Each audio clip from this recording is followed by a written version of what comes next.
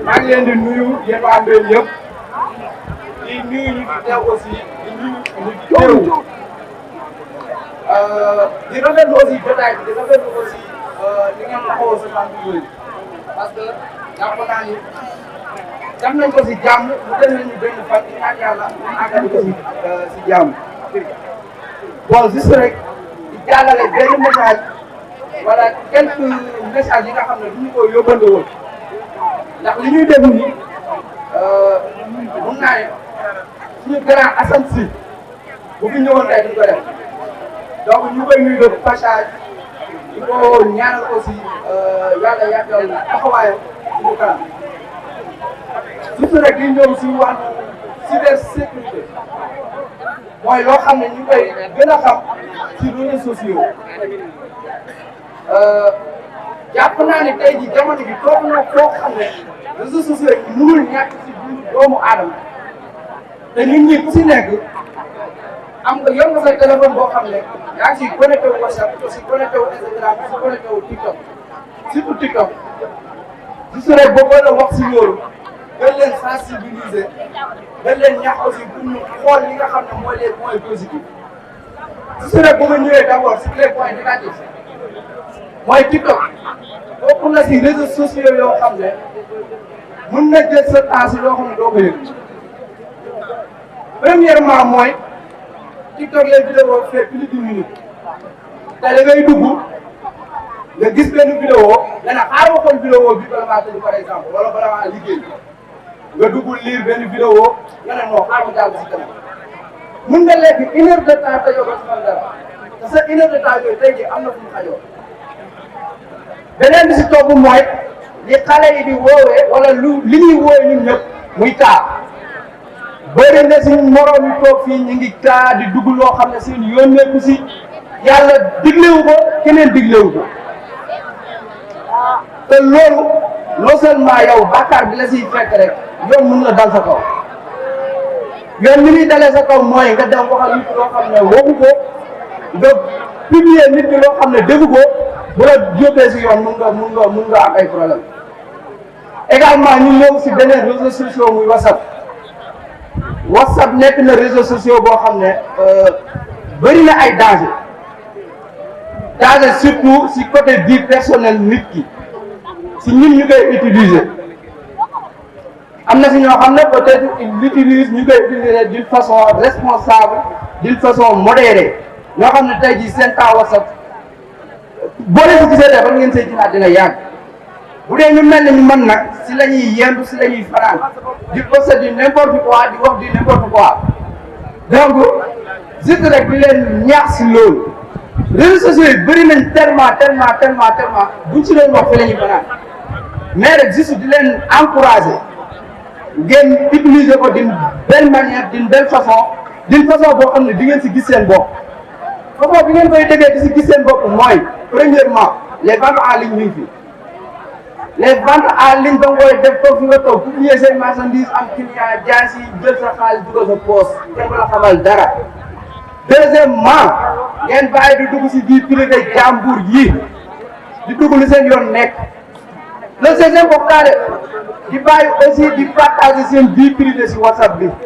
lu ngeen def dugal lu ngeen wax dugal lu ngeen lekk dugal éviter ça baaxul. nit ñi dañ leen di yóbbu foo xam ne waruñ leen faa yóbbu wala ñu waxal leen loo xam ne waruñ faa wax alors que réseaux sociaux yi yaatu na boo xam ne amul frontière amul caabi amul kubéer amul dara boo xam ne dugg du génnaat te fa muy àgg yow xamoo ko sa morom xamul ko sa papa xamul ko sa yaay xamul ko da ngay xëy un beau jour nga def loo xam ne defoon nga ko ay at ñooñu tegal ko sa kanam ne la yaa defoon lii te doo ko mën a weddi alors les gars sama mbokk yi muy mag di ndaw muy jigéen bi góor je vous encourage à utiliser les réseaux sociaux d'une façon responsable modérée ba nga xam ni kenn du leen si ŋàññ kenn du leen si wax loo xam ne da leen métti ñu bàyyi xasante bi bàyyi gaaral bi bàyyi aussi di wax ju ñaaw si réseaux sociaux yi parce que jamono ji toll na koo xam ne wax ju ñaaw bëri na si trop wax ju ñaaw bëri na si trop yàqante der bi bëri na si donc guddi na te am na yeneen programme yoo xam ne war na ñëw si kanam li ñu yónni woon vraiment ëpp na lii mais daa fekk ne WhatsApp ak TikTok bokk bokk na si yi nga xam ne moom lañ ëpp lu ñuy utiliser jamono yi donc moo tax j'ai choisi de faire un petit résumé si li ñu yónni woon sur ces deux réseaux sociaux. Alors les gars comme ni ma ko waxee rek ñu bàyyi xel bu baax ne réseaux sociaux yi amul frontière réseaux sociaux yi moom mbir ñoo yam fu la neex lay jaar dugg si dëkk bi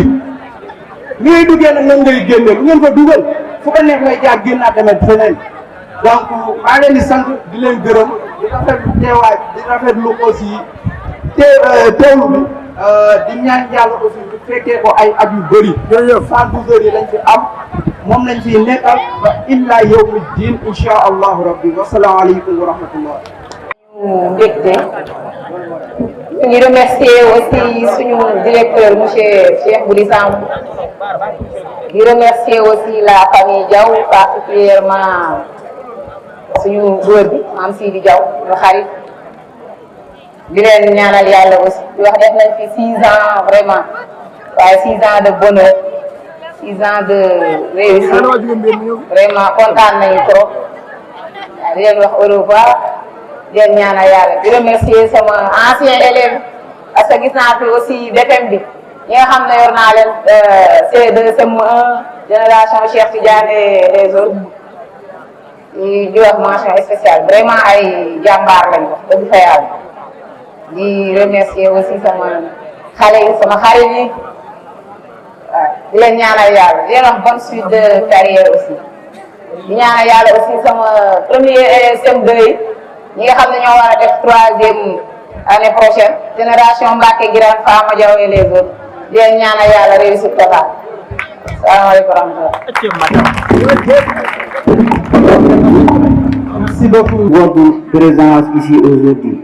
C'est un honneur pour moi de prendre la parole en tant que président de cette association et de partager avec vous ce moment de ressemblance et de réflexion. Notre association existe grâce à l'engagement de certains d'entre vous. Votre énergie, vos idées et votre dévouement nous permettent de continuer à avancer, à porter haut nos idées, valeurs et à accomplir des actions concrètes au service de notre village. Ensemble, nous avons réalisé beaucoup de choses et ce n'est que le début. Mais les défis qui nous attendent sont encore nombreux et il est important que jamais de rester soudés, de faire preuve de solidarité et de persévérance. Nous devons continuer à innover, à nous adapter et à imaginer de nouvelles manières d'atteindre nos objectifs. Et pour cela, je crois fermement en vous. Je crois fermement que l'engagement de chacun est essentiel. Je tiens également à souligner que notre association n'est pas seulement une structure, c'est avant tout une famille. Une famille où chacun a sa place, où chacun peut apporter ses idées.